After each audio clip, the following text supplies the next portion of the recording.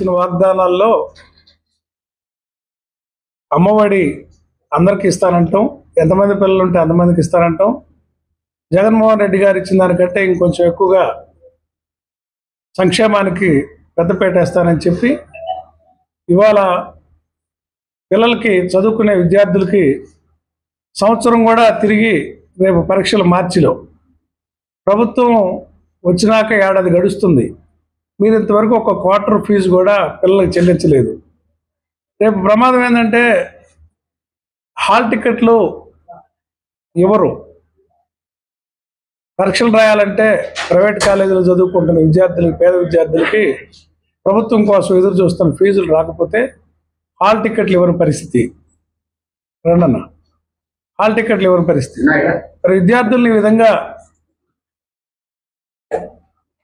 హాస్టల్లో వసతి దీవెన హాస్టల్ ఫీజులు ఇవ్వకుండా, ఎడ్యుకేషన్ ఫీజు ఇవ్వకుండా వాళ్ళని ఇబ్బంది పెట్టి తల్లిదండ్రులు ఈ రకంగా అయితే పిల్లల్ని స్కూళ్ళకు పంపించలేని పరిస్థితి. జగన్మోహన్ రెడ్డి గారు అమ్మఒడి పథకం పెట్టింది ఎందుకంటే పిల్లల్ని పనులు తీసుకెళ్లకుండా ఉండటానికి, పిల్లలతోటి పని చేయించుకొని ఆ కూలి మీద ఆధారపడకుండా జగన్మోహన్ రెడ్డి గారు ప్రభుత్వం తరఫు నుంచే వాళ్ళకి 15,000 రూపాయలు కడికిచ్చి మీ పిల్లల్ని బడికి పంపించండి, నేను మంచి భోజనం పెట్టించి యూనిఫామ్ కుట్టించి ఇంగ్లీష్ మీడియం స్కూల్లో చదివిస్తారని స్కూళ్ళ దశను మార్చి మంచి విద్యను అందిస్తే ఇవాళ చంద్రబాబు నాయుడు గారు గాలి కొదిలేసి పిల్లలకు సంవత్సరం తిరుగుతున్నా కూడా ఫీజు కట్టకుండా విద్యా దీవెనకి, వసతి దీవెన ఈ 2 ప్రోగ్రాంలు కూడా చేయకుండా 4,000 కోట్లు ఇవాళ రాష్ట్రంలో విద్యార్థులు బాకీ పడి ఉన్నాడు.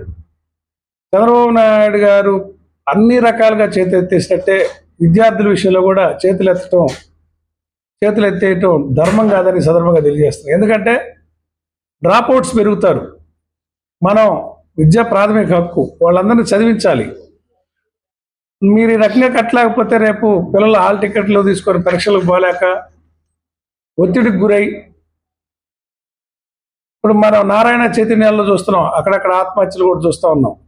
ఈ ఫీజులు కట్టలేక ప్రైవేట్ యాజమాన్యాలు ఒత్తిడికి గురి చేస్తున్నప్పుడు పిల్లల మానసిక వేదంతో ఇంటికాడ తల్లిదండ్రుల పరిస్థితి చూసి, ఇప్పుడు తల్లిదండ్రి ఇద్దరు ఉన్న పిల్లలు కొంతవరకు ఉంటారు, కానీ ప్రభుత్వం ఆలోచించాల్సింది ఏంటంటే తండ్రి లేని పిల్లలు కూడా ఉంటారు, లేదా తండ్రి అనారోగ్యం పాలైన ఉన్నప్పుడు వాళ్ళ కుటుంబాలు చాలా దీనావస్థలో ఉంటాయి.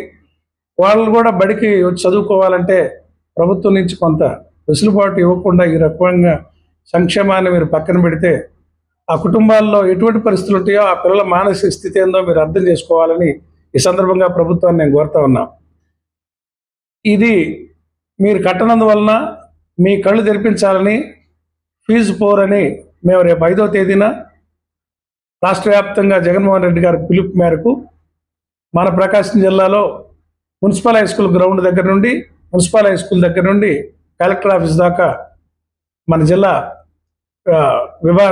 విద్యార్థి విభాగం ఆధ్వర్యంలో యావత్ పార్టీ మరియు విద్యార్థుల తల్లిదండ్రులతోటి మేమందరం ర్యాలీగా వెళ్ళి ప్రభుత్వాన్ని నిద్రలేపే విధంగా ఒక రిప్రజెంటేషన్ ఇవ్వాలని ప్రభుత్వానికి డిమాండ్ చేస్తూ రేపు కార్యక్రమాన్ని 5వ తేదీ ఉదయం 10:30 గంటలకు మున్సిపల్ ఆఫీస్ కాడ నుంచి మున్సిపల్ హై స్కూల్ దగ్గర నుండి బయలుదేరుతామని సందర్భంగా తెలియజేస్తున్నాం.